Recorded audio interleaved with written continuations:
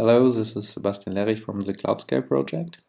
Welcome back to our new series on ScaleDL, our language for modeling and for analyzing cloud computing systems. In the previous screencast, we have seen how we can model dynamic workloads using the Decay load intensity model and linking it to our already created extended PCM instances using our ScaleDL usage evolution model. In this screencast, I want to introduce you to some other extensions we made to the PCM, so that also now comes as a part of the extended PCM. In particular, we enabled the specification of service level objectives, which becomes pretty handy when you want to specify cloud computing systems, since they typically specify some promises. So cloud providers specify promises in terms of service level objectives. Our new model essentially resembles that, and you can specify something like, okay, I want to have a service level objective that states I always have a response time below 3 seconds at my cloud bookshop, for instance. So to specify that, we go to our CloudScale environment, of course. I again have my workspace prepared with the Cloud Store model you also find in our Git repository. Within the usage scenarios folder, you in particular find an SLO I already specified before the screencast. So you can have a look at this example, or you create a new service level objective. I show you now how to create a new one. So first of all, you can maybe you just put it in this folder as well. So we can click on right click on usage scenarios, choose new and other. We want to specify a service level objective, so let's enter service level here, and we are provided with service level objective model. Here we choose next. We have to specify file name. Let's say 3 seconds response time is the SLO we want to specify. We go with next. We have to choose a root model object. For our model, we choose service level objective repository here. So that's a repository, a catalog of different service level objectives.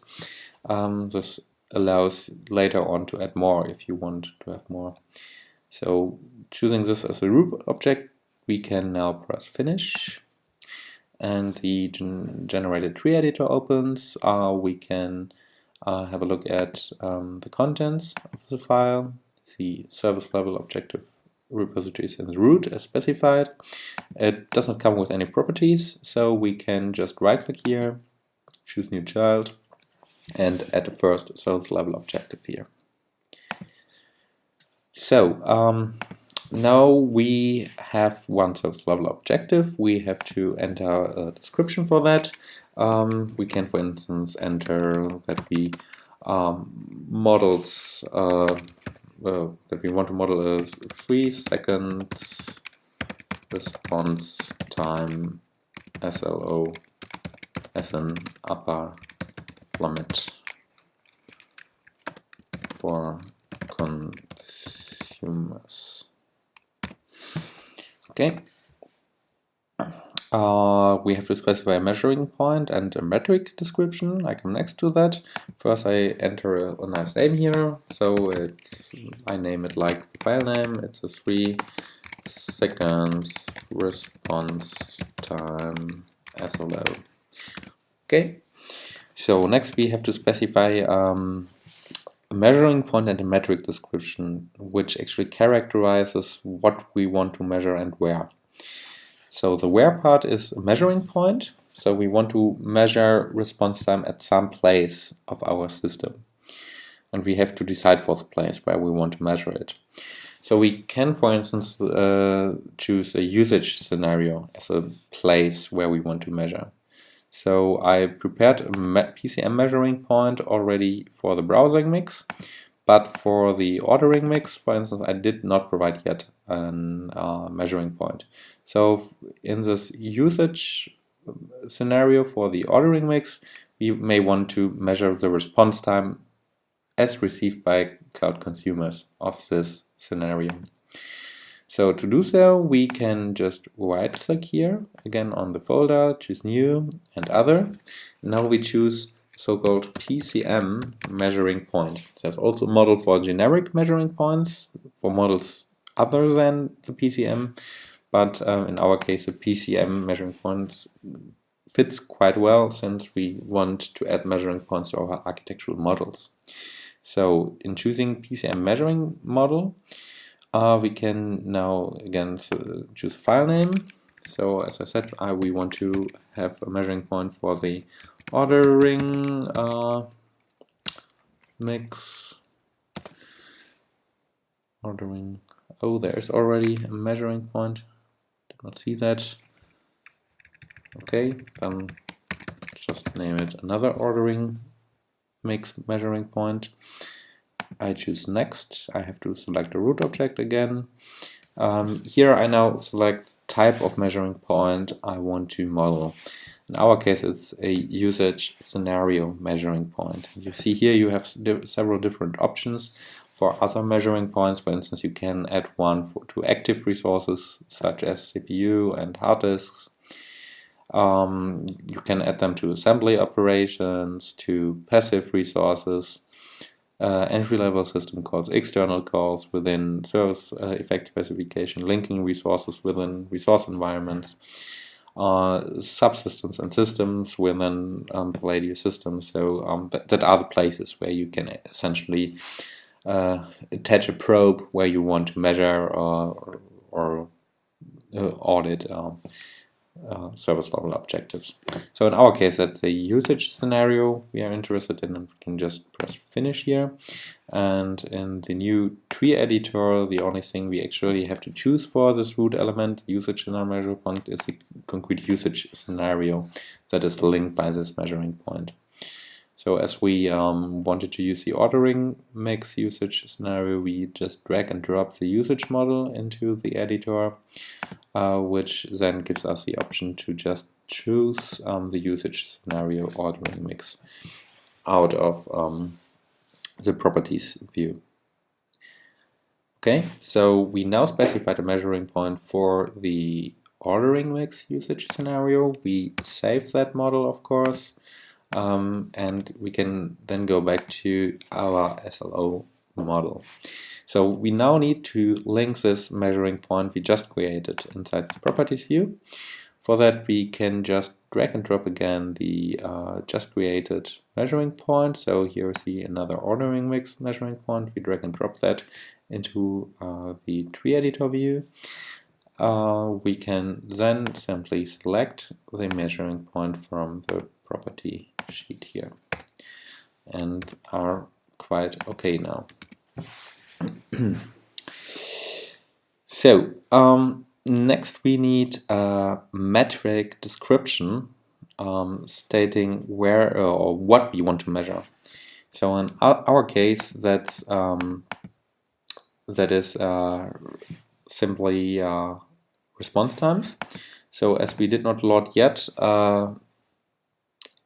some metric descriptions, we have to do that. Luckily, we prepared for the PCM a set of metric descriptions that allow you, for instance, to choose from response times or throughput, utilization, or a set of different metrics. So the easiest way to find it is, I guess, to copy it from another model. So let's have a look at the browsing mix SLO to find an example. So here you already see that we specified a numerical base metric description for response times. And we got that from this metrics model, which is linked in a path map here. Okay, so I will just copy that path map. I think that's easiest with the text editor of that model. So I can just go to the text editor here and copy that path map to our previously specified metrics. So I copy that string. Alternatively, you can also just copy it from here, so that never changes, it's always the same. And we can go back to our SLO model here. Now we load these metric descriptions into our model.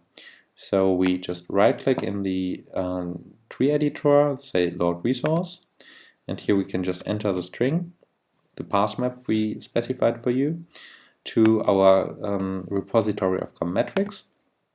And now they are known to our SLO model editor, which has a consequence that we can now select between the metrics that are available here. So here is the set of pre-specified metrics we can choose from. Note that there are also the new CloudScale metrics included. So what you see here is you have some base metrics, and one of these base metrics should be response time. It's here. We go with response time since we are interested in response times. So we now specified a service level objective stating we are interested in the response times at the usage scenario of the ordering mix